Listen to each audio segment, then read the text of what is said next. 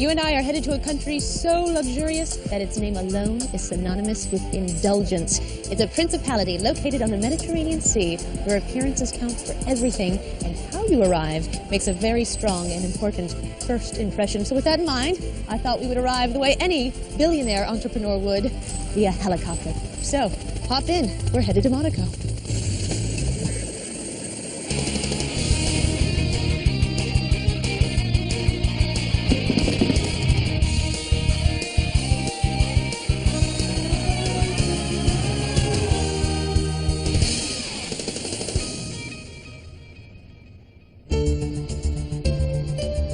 Monaco is located on the Mediterranean Sea. It's the land of fairy tales, where an American actress, Grace Kelly, married the world's most eligible bachelor at the time, Prince Rainier. The whole world followed their life of fabulous wealth, romance, and intrigue in their tax haven principality. But today's Monaco is about more than just the rich and their extravagance. Or is it? For its lofty reputation, Monaco is tiny. It's not even 1 square mile. In fact, this entire country could fit into New York's Central Park. But like I said, its image and prominence in the world far exceeds its physical parameters. As of 1860, this was Monaco, a medieval town of 2,000 people. My friend, Eric Marsan, is a Monegasque, or local, and he knows Monaco inside and out. So Monaco got its start right here. Yeah, on the rock. In late 13th century, the Grimaldi family arrived on the rock. And where you see all the building, it's Monaco. Right. And as soon as the building they stop, you can consider it as France. Oh, really? This is all France right over here? Yeah, we are completely circled by France. Gorgeous view. On the other side of the harbor, you can see the area called Monte Carlo, of course, with the casino and the green roof. This area called La Condamine, close by the harbor, remained a little bit more classical. You know what I've noticed, Eric? There are no TV antennas. No, a few years ago, more or less 10 years ago, the Prince Rainier III decided to cable us for free. You guys get cable for free here? Yes. You guys are hooked up. Wow. Monaco is the second smallest country in the world and the last remaining European state, aside from the Vatican, to have an autocratic ruler. Wow, what's this? Well, that's a new area called Fontvieille. It's been reclaimed from the sea about 40 years ago. This is fake land right here. here. Exactly. We don't have any army. We can't invade France. We decided to build on the sea. Now, who would live down here? Well, there are some parts especially reserved to us, to Monegasque. They've set it aside for you? Mm-hmm. And the other people who can afford it, they're more than welcome to come and live here. The entire world wants to come and live in Monte Carlo. That's true. Every day at 5 minutes before noon, the changing of the guard takes place in front of the Prince's palace. So the Grimaldis came to Monaco in the late 13th century. Late 13th century. And they never left. Since then, they never left, and nobody's complaining about it, because we really adore the Prince family. You do? Yeah, we do. An authentic ruling family. I mean, that's strange. Yes, they do rule the country. Amongst ourselves, we call the Prince Rainier the boss. Because he's really the boss, really.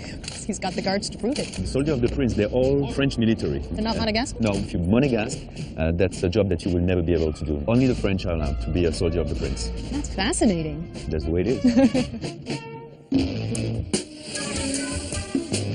One of the most dazzling and sophisticated events known to the sports world takes place here every year. I'm talking about the Monaco Grand Prix.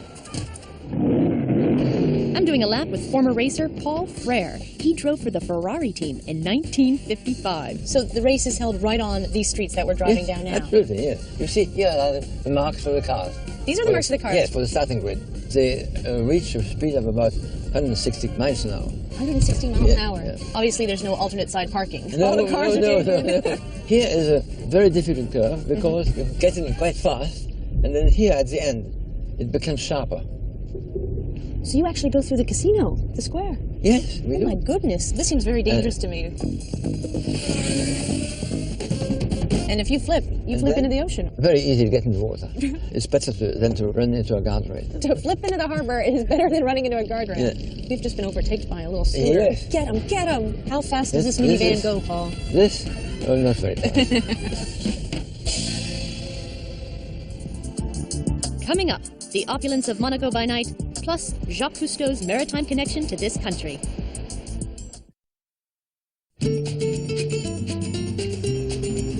I'm in the autonomous principality known as Monaco. And right now I'm in Monte Carlo, which is the ritziest area of Monaco. For people like you and I, the main draw to this tiny destination is simply to be in the midst of absolute, unbelievable wealth. The people who call Monaco their playground literally have millions. And you think, well, is it really that interesting to see rich people in their natural habitat? Absolutely. I have been completely amazed by the wealth here. Now, when it comes to experiencing the billionaire lifestyle, I'm afraid we'll be on the sidelines. But when it comes to the hotel, well, there we are in the game, baby. I'm staying at the 5-star Hotel Metropole Monte Carlo. Its entranceway evoking a Roman road lined with cypress trees tells you this is far different than any hotel in Monaco. When you enter into the lobby of the Hotel Metropole, you have now left the streets of Monte Carlo and have entered into a Mediterranean palace, an Italian palazzo. And for me, the environment is just one of pure indulgence. You know, this is where you come to be pampered. Actually, Monaco is where you come to be pampered, and nothing does that like a 5-star hotel. So this is my room, and again, the word pampering comes to mind. It's like a little jewel box with rich fabrics and saturated colors. But I wanted to show you something. You're going to appreciate this. Minibar prices. Look at this. See that? €7. That's the cost of a soda. That's $10 to you and me. So I was thinking, why not, right? We're in Monaco. Oh, she's living life now, folks. Now, if the soda costs $10, that begs the question, what does the room cost, right? Well, I have a prestige room. It's the off-season, so it's €575 a night. Yes, that's expensive, but that's the going rate for a luxury hotel located in Monte Carlo. I do have a view of the Mediterranean Sea, which, strangely enough, costs nothing extra.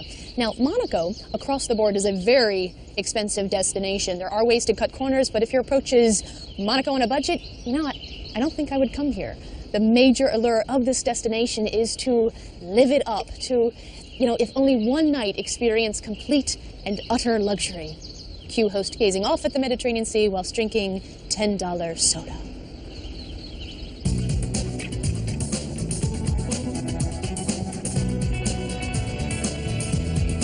One of the highlights of Monaco is their oceanography museum. It's located right here on the rock. You can take this path through manicured gardens to get there. The Oceanography Museum and Aquarium is dramatically perched on top of a cliff that rises appropriately from the sea. So does this aquarium have fish from around the world or just the Mediterranean? No, we have fishes from the Mediterranean and also from tropical seas. Prince Albert I founded what would become this museum in 1910. A lot of the earlier specimens collected are from his expeditions, of which there were over 3,600. The late, great Jacques Cousteau led the expeditions here for over 30 years, starting in 1957. Monaco is a very different place at night, especially around this area, Monte Carlo, which itself feels like this private club. It's very seductive here, and even though we're outside, there's this feeling of intrigue in the air. I don't know, maybe I've seen too many James Bond films.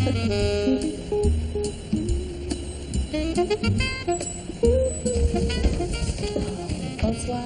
Oh, the Hotel de Paris is an absolute legendary destination, but I don't need to tell you that. You just have to look up to see that this is some special place. It was built in 1865 to accommodate all those people that were coming to play at the casino, and if you can't swing a night here, you definitely deserve to buy yourself a drink at the bar, because again, it's a wonderful place, and you especially want to do that if you're gambling, because on your way out, you can rub the horse's leg. This is Louis XV, this is his horse, rub his leg, and it will bring you good luck at the roulette table or any other game you wish to play. I'm going to fondle the king's toes just for good measure.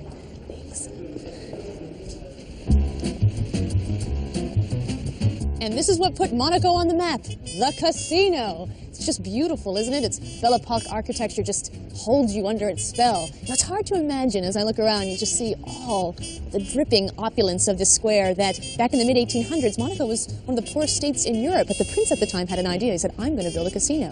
And it proved to be so successful that 20 years later, he abolished the taxes for all the residents and a few others.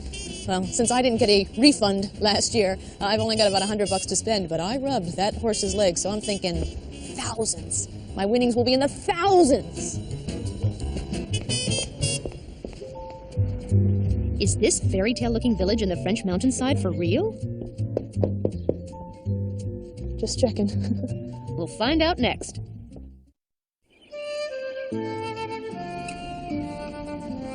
I'm in Monaco, an independent sovereign state ruled by a prince. Its dashing and exclusive image comes from the fact that it's a gambler's paradise and the stomping ground of the incredibly wealthy.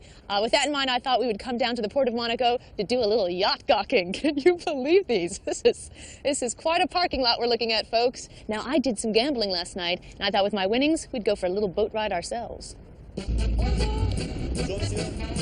Now that he had shown me Monaco by land, my friend Eric took me out to sea. So the little guy still exists here. The fisherman is still here in Monaco. Yeah, well, as a matter of fact, we're on the boat of the last fisherman of Monaco, and this family has been exploiting the sea for 4 generations. How do you carve out a life for yourself when Monaco is what it is? We do work. You know, I actually work. You do? Yes, we do. You're not a playboy? Then what am I doing with you? No. God, turn this boat around. No, people really work here. But how do you afford real estate here? The prince, we are his subject. You consider yourself subjects? Yes, we are. And therefore he has to take care of us. How does he do it? Well, he's providing apartment for us. He's providing job. Okay. Of course, we don't pay any tax. That's right. And, free cable? Free cable, and we have 100% coverage of healthcare. So it's very nice to be a subject in Monaco. Oh, yeah. Oh. Yeah. Monaco is very close to other great destinations, especially the beautiful villages and cities in the south of France. We're here during the low season, so places aren't packed. So I thought we would just head out and happen upon some place that we found particularly enchanting. Not even 15 minutes outside of Monaco, I looked up to see this. Raise your hands if you want to go there. Ez is a tiny fortified village located between Monaco and Nice, just 15 minutes from the Nice International Airport in France. The roads here are too narrow for cars to pass through, obviously, so you park at the bottom and work your way up to the top, and my goodness, this place is just magical. I mean, Ez itself is this little hors d'oeuvre of a piece of land in which to explore. This place is just so perfect, you question whether or not it's even real, you know?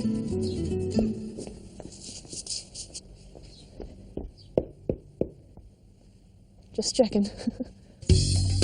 Even the smallest of places in Europe have a tourism office. This is Patrick Letek, part of the tourist board, who, on a slow winter stay, had some time to show us around. Now, this may sound stupid, but do people live here? Yes, people are living, not a lot, 15 during the winter. 15 people? Yes, 15, and not more during the summer. Has Ez always been this perfect? No, because the French army destroyed the castle, but today we built and rebuilt, and you have a lot of tourists now, of course. Is there a hotel I can stay at here? Yes, you have one called Chateau Ezard. It's a 4-star hotel. Okay. Beautiful view. Really? Yes. Excellent. And I've noticed that a lot of the shops are great here, too. Yes, you have a lot of inside the village. Wonderful. Well, I think I'll do some shopping. Au revoir, merci, Patrick. Au revoir. Bye-bye.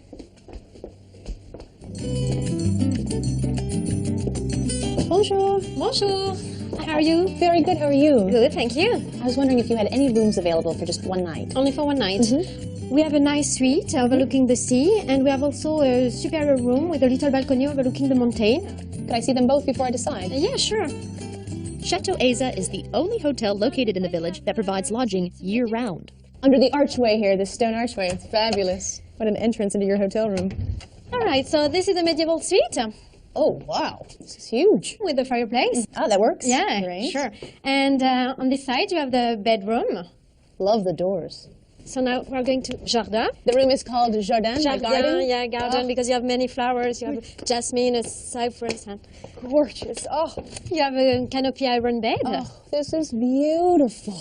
And you have also a little balcony. This room is so pleasant. It's 230 euros at the moment, Okay. in the low season, and medieval it's 420 euros. I like this one. It's very girly, too, All don't you right. think? It's feminine. I love it. All right, I'll get my bags. All right, so we call the valet for you.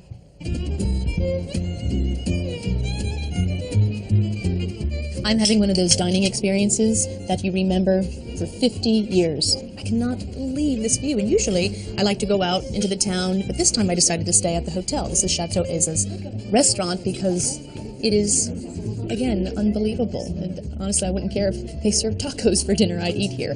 Fortunately, they have a fantastic menu of Mediterranean-inspired dishes. I am having the tuna, the zucchini, in a reduction of onion and basil. Wow.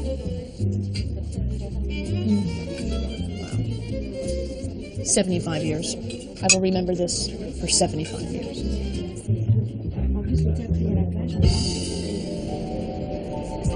Can you identify 1,000 different scents? We're off to the famous Fragonard perfume factory next. We are in Aise, a tiny morsel of a village in the south of France. I'm staying at the Chateau Essa, having breakfast on my balcony, which has one heartbreakingly beautiful view of the Mediterranean. Now, I say heartbreaking because there's always this mixture of happiness and melancholy when you are in one beautiful place in the world that you know you will be leaving soon. So there's this, you know what I'm talking about.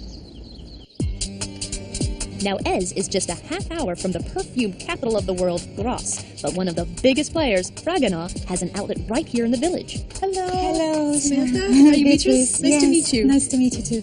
So if you would like to follow me? Sure. Let's do the tour of the factory. On this map, you can see the essences that we use in the perfume industry. And these are the flowers of the south of France. Yes. Because everyone would like to smell like the south of France. Yes. And how do you know that the smell is right? That's the job of the nose. Have you ever heard about the nose? No, I've never heard about That's the perfumer, the person who creates perfume. So, do you want me to show you his laboratory? I would love to, yes. Are these all the scents? Yes, that's all the fragrances that we work with, the different essences to make a good perfume. And it's his job to mix the scents? Yes, he can recognize all the essences just by smelling it. He can recognize them without the labels on them? Yeah. Really? Yeah. Wow. So this seems like a small industry to be a nose. How many are there?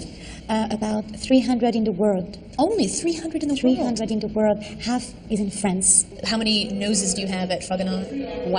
One man. What a job. Okay, I was told that the nose only works in 15-minute increments because that is when the machine is at its best. So, I've got 15 minutes. I'm going to take a booklet of these.